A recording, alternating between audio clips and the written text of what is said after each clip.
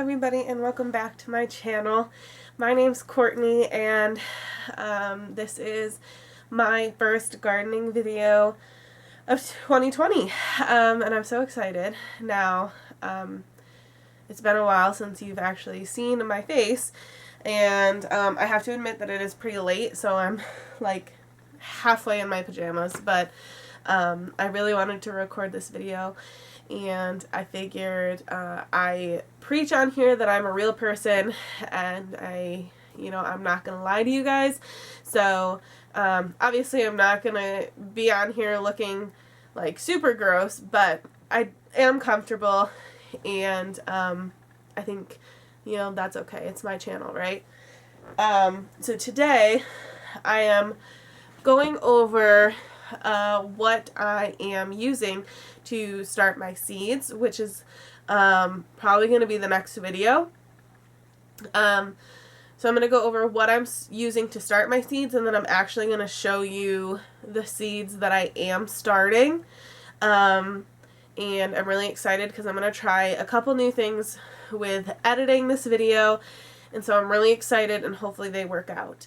But I'm going to show you this first.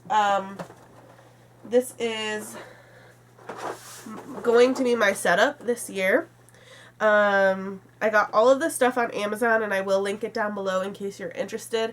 They're not affiliate links or anything like that, so I don't get anything from you buying off Amazon, but I do know that some people will probably be interested, so I will link it down below. These fit 50 2-inch potting squares. So there's 50 of these in each tray, and I'm doing 4 trays. So for 100 of the 2-inch squares, that was about $20 for 100. So I spent about $40 total on the pots, and then these trays, I think they were like 15 for 5 or something like that. And I can get more than one use out of all of this stuff, so I'm hoping that it lasts me at least 2 years, if not maybe 3. So even if I don't end up using them for planting next year, I always reuse or repurpose my plastic. So I do know that some people are going to be like, oh my gosh, don't use plastic, but I mean, it's A, kind of hard not to use plastic, and B, I always reuse whatever plastic I do use. And I know I said that last year with the red Solo cups, and I was like, hey, I'll use these more than 1 year, but the fact is that they just didn't hold up. And so it's kind of hard for me to reuse them last year. When I first started my seeds last year, I used toilet paper rolls, which I do have a video on using toilet paper rolls for seed starting, and that worked really well. But at the end of the season, when I transplanted, I still threw a good majority of the toilet paper rolls away instead of putting them in the new plastic cups so that they could decompose, which was my original idea. But like I said, it just didn't work that way, and I ended up throwing most of those out. And then I transferred them into larger red Solo cups, and they just didn't hold up. They cracked, they like dried out and split, and so I would rather pay a little bit extra this year, especially when I had a couple months to save up money to purchase nice things, so that I can reuse these next year. So yes, they are pricier, especially compared to the budget that I was on last year. And I am starting with plastic instead of toilet paper that rolls this year, but financially I think it's smarter just because A, I was able to stay in my budget and I was able to save for it, and B, I will be able to reuse this plastic. It's much higher grade plastic, so I can reuse these next year where the plastic cups, they didn't work. So these are the little cups that go inside the tray. They are WH Garden Supply. And like I said, I did just get them on Amazon, so I have the hiccups. I will link them down below if you're interested. But they come with some sticks. I don't know what else you'd call them, but they're basically just sticks so that you can mark your plants. But I'm just going to fill this tray with it, and the next video that you will see will hopefully be me putting soil and seeds in them, which is so exciting. Which brings me to the second part of this video, which is the seeds that I'm going to be starting. So I am only starting my tomatoes and my peppers right now, and then probably in about a week or so I'm going to start some flowers. And then everything else is pretty much going to get sown directly into the ground outside, which will be like my beans, my cucumbers, my zucchini, and there's one melon that I wanted to try this year. So there are a couple repeats on my list, and I'll go through those pretty quickly, and I will kind of tell you my opinion on them from growing them last year. But to be completely honest, I didn't really take great notes last year, which is one of my goals this year, to take better notes of what I'm growing, how much is producing, what the taste is like, just because I don't have, I have a good sized garden, but I do have to be mindful of what I plant and how much space I use for a particular plant. So if I can narrow down some of my choices this year to things that I know that I really, really like, I do feel like it'll be a better idea for me, because I have, I don't know, at least 10 to 15 different tomatoes that I'm growing this year, which, I'm really excited about, and I don't see a problem with that. In my head, I'm like, oh yeah, whatever. But I know that if other people watch this and they don't like tomatoes, they're going to think, oh my gosh, why do you need 15 different types of tomatoes? And it's mostly just because I think they're cool and they're pretty and I really want to taste them. So I'm going to stop rambling and I'm going to go ahead and go through the tomatoes that I'm going to grow, and then I'll talk about the peppers that I'm going to start. So I am going to start with the ones that I have already grown, and the first one is the Tommy Toe. This is a cherry tomato. I think that's what it's qualified as. They were good.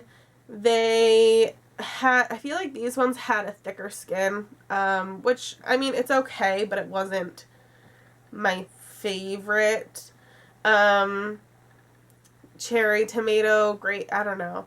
I get really confused between grape tomatoes and cherry tomatoes. I really like the really, really small ones, which is what I thought I bought last year, but I didn't. And so these were smaller than a saladette, but they were still kind of big to me. But it does say that they're excellent for salads, juicing, canning, and relish. They weren't bad, but they definitely weren't my favorite. Next is the Chadwick cherry tomato. These were closer to saladette size to me. These seemed really big compared to what I was expecting, and I just didn't gravitate towards this towards this size. I am going to replant them because I have seeds, and I do plan on selling some of my plants this year. But I may not plant this in my garden. I am going to start the seeds, but I probably won't plant this in my garden. And if I do, it'll probably only be like one plant. They were okay, but just not one of my favorites. But like I said, I didn't take great notes, so some of my thoughts on these tomatoes might be a little biased because I just don't remember. So next is the New Yorker. I live in New York, so this one was great for me. It produced really well. It matured very fast, especially compared to for our temperatures. We get warm, but we don't really get like super, super hot. And we tend to stay cooler in the spring and then have kind of cooler nights. So this worked really well for me. I would definitely recommend this if you live upstate somewhere. And the last one that I planted last year that I'm going to plant again this year is the Roma tomato. This is kind of just a staple tomato. It's great for canning, juicing, salads. It's kind of like the perfect beginner tomato. Like if you don't know if you want a can or if you want it for salads or sandwiches or whatever, like the Roma tomato is a good even keel. It's a little small for sandwiches, but if you cut it up and layer it, it's fine. But a Roma tomato is something that I would definitely recommend. It yielded great for me. Like I had so many Roma tomatoes last year, and like I said, they taste good. They produce really well. So the Roma is a great beginner tomato for me. So if you're new to growing tomatoes, I think that would be a good one to start with. So the rest of the tomatoes that I'm about to show you are all new tomatoes, and I'm going to try not to ramble because I'm super excited about all of them, and if I'm given the chance, I will tell you how super excited I am to grow each and every one of them. So if I say I'm excited too often, please somebody like start counting and be like, hey Courtney, like shut up. So the first one is the pineapple tomato. I believe it said that there was a slightly like fruity acidic taste to this. I really love tomatoes, and it's a little hard to tell in the picture, but I do believe that they are a yellow to orange shifting tomato.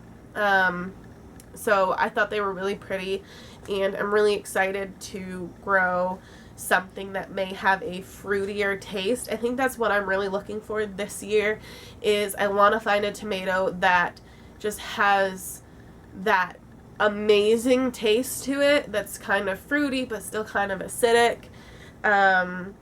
So hopefully I find it, and if I do, I will totally let you guys know.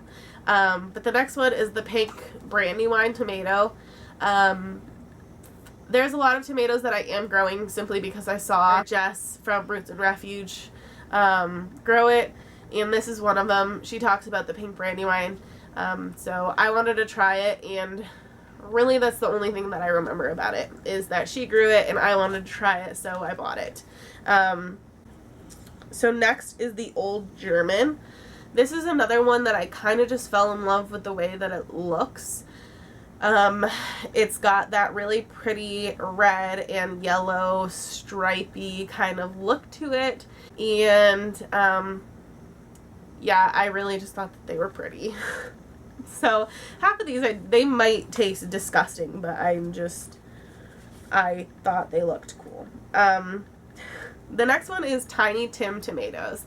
Now, I am 80% positive that these are like micro grape tomatoes. I think they're supposed to be very small grape or cherry tomatoes, which is what I'm looking for. I want really tiny grape or cherry tomatoes, because I like putting them in my salad, and if they're too big or if I have to cut them, they get slimy, and I don't like that. So if I'm going to eat a cherry tomato, I want to eat it whole, but I don't want it to be too big that I have to bite into it like and break it apart. So I'm really excited to try this one, and I'm really hoping that I'm right. The next one are Tess's Land Race Currant. I'm gonna be totally honest with you, I don't remember ordering these, so I don't know anything about them. It does say that they're a small bite-sized tomato and they grow like grapes on large clusters. They are super sweet and low on seeds. Like I said, I honestly don't even remember putting these in my cart. I think I blacked out when I saw all the pretty tomatoes and I kind of just started putting them in my cart. But as long as they are small grape-like tomatoes, I'm pretty excited. So, even though I don't remember putting those in my cart, I'm still very excited to grow them and see what they're like. So it's really not even a loss. I just don't remember putting them in my cart. The next one is an Amana tomato. I really liked the color of this. On the back it says, "This Iowa heirloom is the perfect variety to add color to any salad or sandwich. Sweet and tangy flavor, mimic pineapple without the acidity." Oh wow, it says that these can get up to 2 pounds each. So that's pretty exciting. I didn't know that. These definitely look like a meatier tomato. So I'm sure they are very good in sandwiches, which are one of my favorite summer meals. So I'm very excited. I've also never had a orange or yellow tomato, so I'm really excited to try that. Next is the something peach tomato. I'm not even going to try to pronounce that because I know it's not going to work out. But this says, and there were no reviews on this, so I don't really know, but I'm going to read you this because it's very intriguing, and if it doesn't hold up to the standard, I'm going to be a little disappointed. But the back says, "One of the best tasting yellow tomatoes in the world. This 2-bite variety is bursting with sweetness and slight acidity, the perfect addition to any salad or sandwich. Perfect for anyone who thinks they don't like tomatoes. Easy to grow and absolutely beautiful with its slightly fuzz yellow skin." Now, I'm super interested to see what slight fuzzy skin means, and I'm also really interested to see if this will get my boyfriend to eat tomatoes, because he does not like raw tomatoes.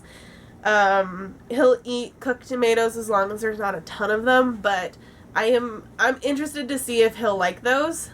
And like I said, they hold a very high standard to them, but there were no reviews, so I have no idea what to expect from them, but I don't know, I guess we'll find out.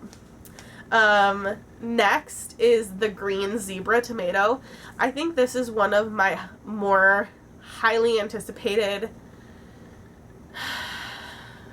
tomatoes. I don't know. There's something about the colors that I just genuinely love. I think they're so pretty.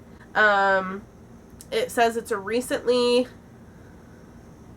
fairly recent heirloom and was first released in 1986. It is sweet and rich and has a tangy flavor to it. I don't know. I just thought it looked really cool. That was one that I kind of got sucked into the look of it. And the next one is also like that. It's called the Chocolate Stripes tomato. This is native to Peru, and I just thought it looked super cool. This says this dark mahogany red tomato with olive green stripe produces rich, sweet, and earthy fruits. A slightly metallic shimmer makes an eye-catching addition to the garden. So definitely just got captured by the look of them, and I'm really excited to see how they do, because obviously Peru is really hot and we don't get that hot here, so this might not grow that well here, but I did want to try it anyway. So the next two, they're not really tomatoes, but they kind of fall kind of in that category. It's Aunt Molly's ground cherry. This is one that Jess from Roots and Refuge grows, and I was super intrigued because I've never heard of ground cherries, and she also calls them garden candy, so I decided I really want to try them, and hopefully they grow here. I don't know anything about them, and I don't know anybody else around me that grows them, so hopefully they grow here, and hopefully they are as good as she says they are. Next is the purple tomatillo. I just really like purple foods. It says this tomatillo variety makes a sweeter, tangier salsa verde. So I don't know a ton about tomatillos. I've never grown tomatillos. I've never even cooked with tomatillos, but it said purple, and I decided I had to have it. So we'll see. I don't know, guys. I really don't know. There's a lot of stuff that I got sucked into because I thought it was pretty, or it sounded cool, or I saw somebody else grow it, and that's just kind of how this got out of control. But oh well. The next four are peppers, and I'll start with the one that I've grown before.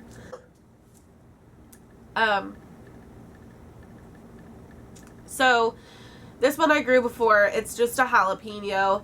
It grew really well last year, and I don't know if that's just because it was really wet spring but kind of a drier summer, and it was pretty warm last summer, so I don't know if that's why it grew so well or if something else happened, but the jalapenos last year did pretty well. I'm gonna grow less of them this year just because they weren't used quite as much as I thought they were going to be used. Next is a purple beauty. This is like a sweet bell pepper. Again, I just really like purple foods. This is the only bell pepper I'm gonna grow this year because the bell peppers didn't really get used last year. So sorry about that. I don't really know where I left off. My camera decided to shut off. So obviously that's a sign that I need to wrap it up. But yeah, I hope you guys enjoyed this video. Please, if you're starting your seed soon, please let me know down below what you're starting. I know I'm asking you guys to do a lot today, which I don't normally do, but I really enjoy talking to everybody in the comment section, so sorry. So any feedback I get, I really enjoy talking to you all about it, which is why I ask you to leave comments. But do whatever you want, and I will see you in the next one. Bye!